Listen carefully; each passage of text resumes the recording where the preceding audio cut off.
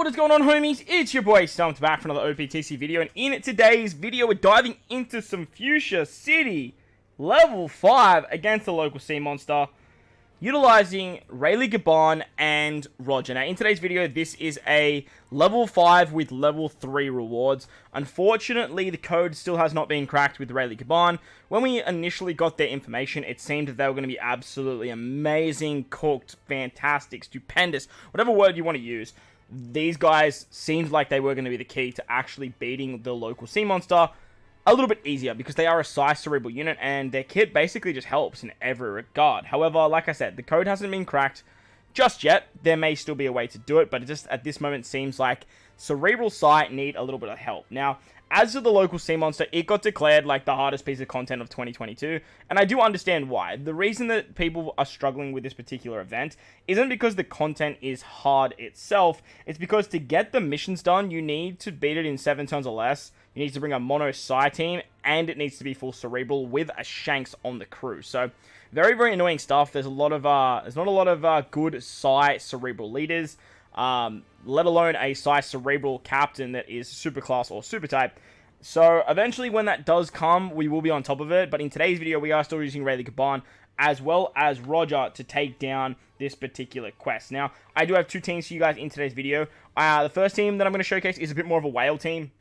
This team does it disgustingly easy. Like it's ridiculous how well the team does it. And then the second team also does it ridiculously easy, but it's a little bit more free-to-play friendly. It's actually very, very close to being like a mono cerebral team. If you sort of take off stuff like Frankie, bring something like maybe, I don't know, Shanks crew, or use Hawkins for end of turn damage instead of, what's his name? Or even Enel. Enel could do really, really well here instead of Raizo. And then if you had a captain like Roger, like these 2 teams would do exceptionally well. But if you can put this team together and you haven't done local sea monster yet, I do understand most people are probably beating level 3 local sea monster if they have a team that looks a little bit like this. But if you haven't, this particular team, it's pretty free-to-play friendly. Raizo is a fairly common rare recruit. He's been out for almost a year now. Kawamatsu, the support, came out alongside him. The Frankie's free-to-play. Rayleigh has been around for God knows how long, and Verse Shanks has been out for well over a year. Plus, with Roger in 6+, he's a very hype character. Utilizing a friend, RayBan, means you don't have to summon your own. And the combination of these 2 units works exceptionally well. So with that said, if you enjoyed the video, belt the like button. If you're new to the channel, hit the big red subscribe button. Let's dive in. Let's take on some local sea monster. Alright, so first of all, we're going to use the big old Wayland team. This team was a lot of fun. And with the release of Nami and Jinbei, I really wanted to talk about these 2 units in particular. Now, if only Bandai, if only you had stopped for a second and made Jinbei and Nami cerebral, this would be an absolute cakewalk. Like, it would be... it would be one of the easiest Grand Voyages, honestly. And it would make these 2 units, like, don't get me wrong, Nami's still best legend of the game, but it would give a lot more credibility to Jinbei. Every goddamn Jinbei in the game is, like, cerebral powerhouse or fighter. And... sorry, cerebral or fighter. And they went and gave him the powerhouse tag. And it's like, bro, we don't need any more powerhouse Jinbeis. Could have easily made him cerebral.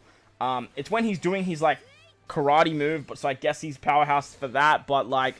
man, if he was cerebral, he would have made this content so much easier. Another really, really good unit, if you guys are struggling for this, is Gart with his level limit break 5. He's actually fantastic with the Suru support. Works exceptionally well.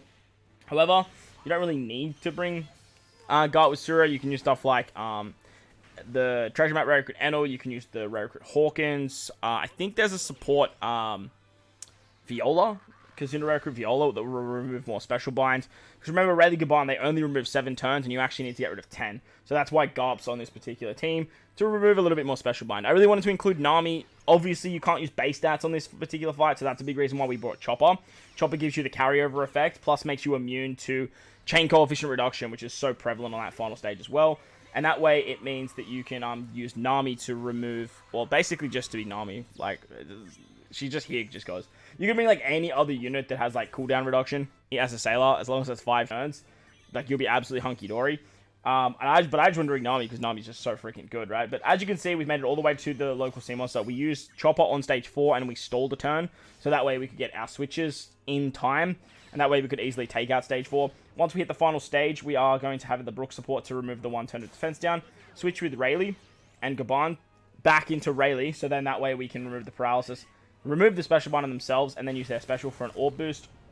as well as removing all of this, well, not all, but 7 turns of special bind. We can use Garp to remove the rest of that. He gives Chain Boundary for 2 turns, which is super, super nice. Suri is end of turn damage.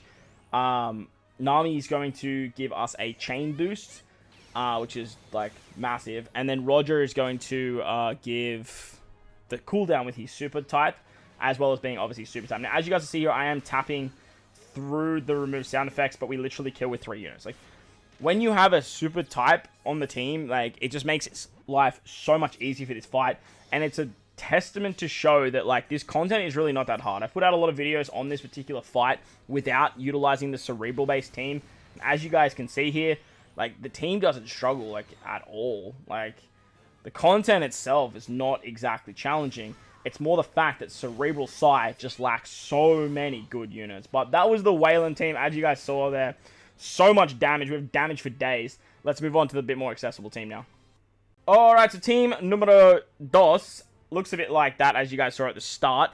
It's a bit more accessible for you guys. It does have a lot more free-to-play characters. Some characters that have been out for a little while. So that's going to help you out. Some other units, easily just use Enel. Instead of Raizo, he does end of turn damage. He also has ship bind removal, which is great. However, you still will need a support that can remove 3 turns of special bind. That is something to note. But as long as you have a character that can do end of turn damage, that's basically why Raizo's here. And the reason I picked Raizo is because he had Kawamatsu, who literally came out in the same batch. The units have been out forever, and if you did lots of summons on Anniversary Banner, you probably picked them up. And if you've been playing since Roger's release, you probably picked them up somewhere along the line as well. Verse Shanks is literally here because I wanted to showcase that you can easily bring a Shanks character. Verse Shanks works the best because you can actually build up his verse meter very, very easily. And we're actually going to use his special on turn 4. So that way we can farm out the Psy Orbs. But as you guys will see, we actually pretty much picked them all up before we even get to that stage anyway. So that worked out quite well. Finally, we have Rayleigh. He's a GOAT for the level 5. He can go through the damage reduction. Works great. Gives you an attack and orb boost. And with the new Sanji support, you can actually get an extra 0.1. It's just a nice, cheeky little extra damage buff. It's not necessary, but it definitely helps. Finally, we have Frankie. Frankie's so good for this. He has Special Bind, the treasure map unit that came out for the summertime event. And he's a 3-turn chain locker? He might be a 2-turn chain locker, but he's a 3-turn chain locker, 2-turn chain locker. He moves defense up, and he gives cooldowns, which is actually really, really cool. You could probably... I don't know if he has the special reverse Sailor ability. And if he does, you could probably put him in the middle left. But, like, Rayleigh has that anyway, so you don't have to worry about it. We're using Shanks on turn 4. That way we can get the defense down on the next turn. And that way we can use... we basically can just help us kill that turn very, very easily as well. With this particular team, you don't really have to worry about your switching too much.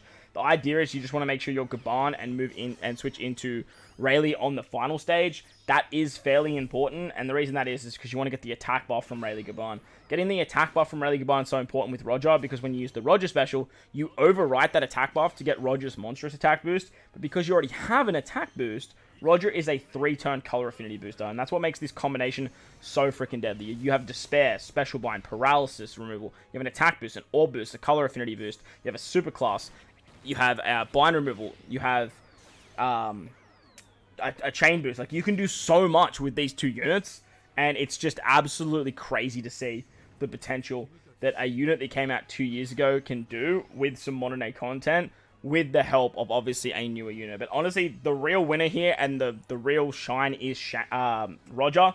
Roger is just so freaking powerful, and he's by far my favorite 6+. Like, it's not even close, especially with this Rayleigh Gaban. Like, it's not even close when we're talking like favoritism of 6+. If you bring level limit break into the concept, the 6+ and level limit break of Snakeband is pretty cool. I really like that one, as well as Frankie. But when it comes to just straight 6+, no one does it better than the Pirate King himself. But I hope you guys enjoyed the video. If you did, make sure to go down there and belt the like button for me. If you're new to the channel, you haven't done so already, hit that big red subscribe button. Most importantly, though, wherever you guys are in this beautiful world, please remember to enjoy the rest of your day. As always, homies, I thank you all for watching, and I'll catch you all in the next one. Later!